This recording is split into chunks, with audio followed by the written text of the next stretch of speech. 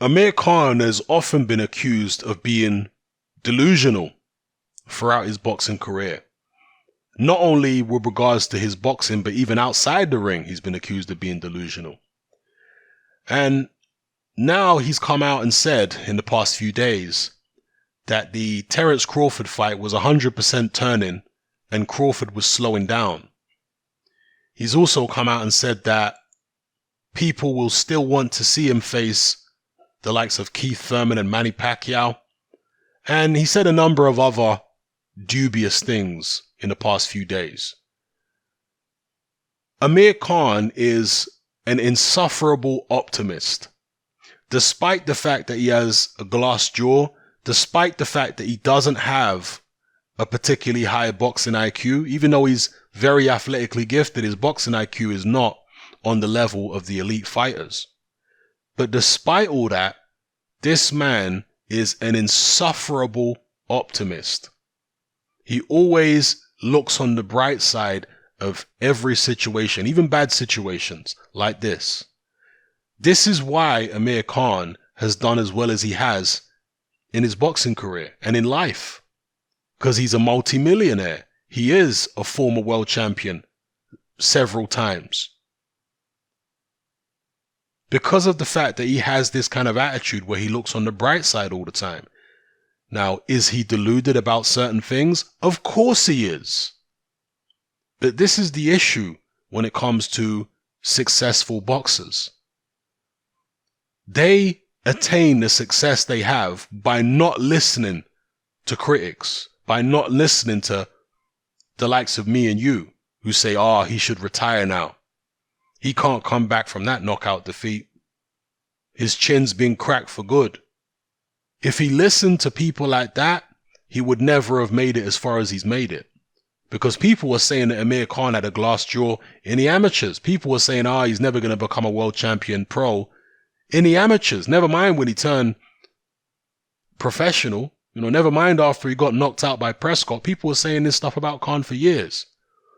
But his insufferable optimism in the face of all this criticism and in the face of the adversity that he's encountered, being knocked out several times, being beaten up in fights, his insufferable optimism has led him to come back time and time and time again, keep trying, and eventually achieve the things he's achieved.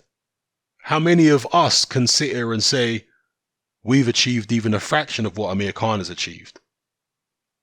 Much less earned a fraction of the money that he's earned.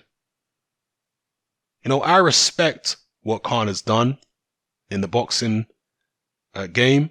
I respect it. I respect the determination he's shown, bouncing back from all the defeats, taking all the criticism. I respect it. And because of what he's achieved, I'm someone who is willing to give him a pass on all his delusion. Yes, I know he's deluded. I know he is.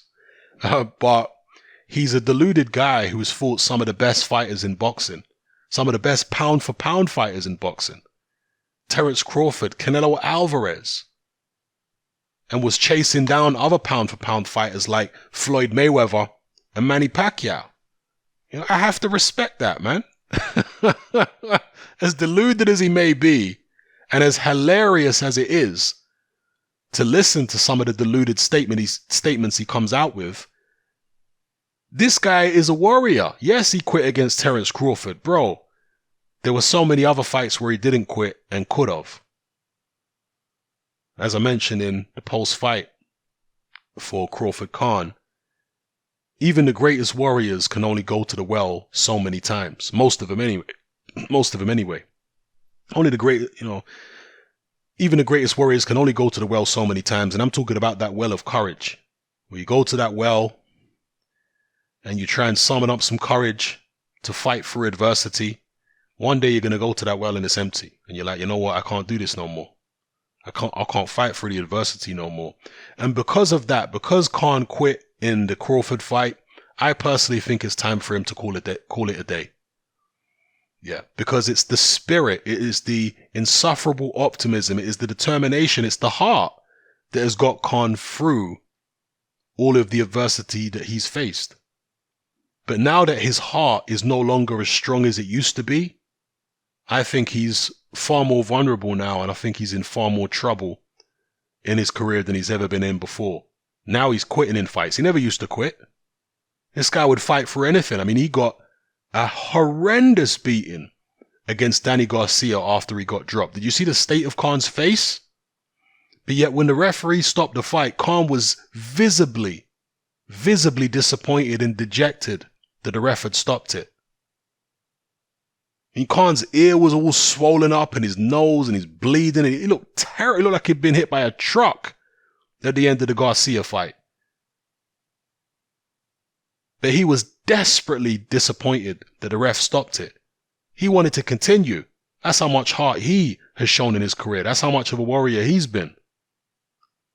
But now he's taken hardly any, well, now he's taken a fraction of that kind of punishment, because he didn't take anywhere near as much punishment against Crawford as he took against Garcia. But yet against Garcia, he never even came close to quitting, but against Crawford, he did quit. So there's been a change there in Amir Khan's mindset. And it is true that he was getting outboxed by Crawford, whereas Garcia wasn't outboxing him. That's true. So he kind of felt like the walls were closing in on him a little bit against Crawford, because this guy's hurting me and he's outboxing me. What am I going to do? But I'm sure a younger Khan would have tried to fight through it. A younger Khan probably would have been faster and probably would have been a more difficult puzzle for Crawford to solve, you know. But anyway, that's my feeling on it. I personally think that Khan, a guy who has relied on his courage for so long, the fact that he's now quitting in fights, to me, that's a red flag. And I think he should be looking to call it a day. But he's his own man, and he's going to do whatever he wants. In the UK, a lot of people hate Amir Khan. Unfortunately, I think it's unfair, and I think a lot of the hatred towards him is quite disturbing, actually. But he does still have some commercial value, some entertainment value. Unfortunately, because people want to see him get knocked out over and over again. And that's why a lot of people were disappointed by the fact he quit against Crawford. Because people were saying, oh, well, what about all the people who paid the pay-per-view? I mean, how many people complaining actually paid for the pay-per-view? I'm sure a lot of them were streaming the fight. But be that as it may, I strongly suspect that the majority of people complaining and bashing Khan were people who just wanted to see Khan get knocked out. And they actually would have been disappointed to see Khan win. You know? But given the fact that those people are still out there, Khan might still get a couple of fights. I mean, when he's talking about the likes of Keith Thurman and Manny Pacquiao, that to me is a stretch at this point. Yeah, if he'd gone out on his shield against Terence Crawford and given Crawford some problems, then maybe you could talk about Pacquiao and Keith Thurman. But the fact that he quit, they're not going to like that in the United States, and that's not going to put him in a very good position when it comes to fighting any of the other top American fighters. And do I believe that the fight was turning as well? Let me address this. Do I believe the fight was turning against Crawford and Crawford was slowing down? Well, everybody slows down the longer a fight goes. Well, the vast majority of fighters anyway. So I think Crawford might have been slowing down a little bit, but Khan was slowing down even more. So I don't for 1 second believe that Amir Khan was all of a sudden going to start giving Crawford loads of issues and turn the fight around or make the fight really close and competitive. I don't for a second believe that. But again, Khan, being the insufferable optimist that he is, that's his mindset. Let me know what you guys think in the comment section below. It's Hatman, I'm out. Join me on Patreon. I upload a minimum of 2 podcasts every single week, covering a wide variety of controversial topics, as well as live stream Q&A sessions. Take a look on screen right now at some of the podcasts I've produced so far. For just $3 a month, the equivalent of about £2 a month, you get access to all my new podcasts and my entire back catalogue of past podcasts, including my popular Confessions of a Nightclub Bouncer series. You can listen on your computer or on your smartphone or tablet by downloading the Patreon app from the Google Play Store or the App Store for free. The Patreon app also allows you to download each podcast in MP3. For less than the price of a cup of coffee, you get access to dozens of hours of exclusive content. It's easy to sign up, there's no contract, and you can cancel at any time. So come and join our community of free and critical thinkers by signing up with me here on Patreon today.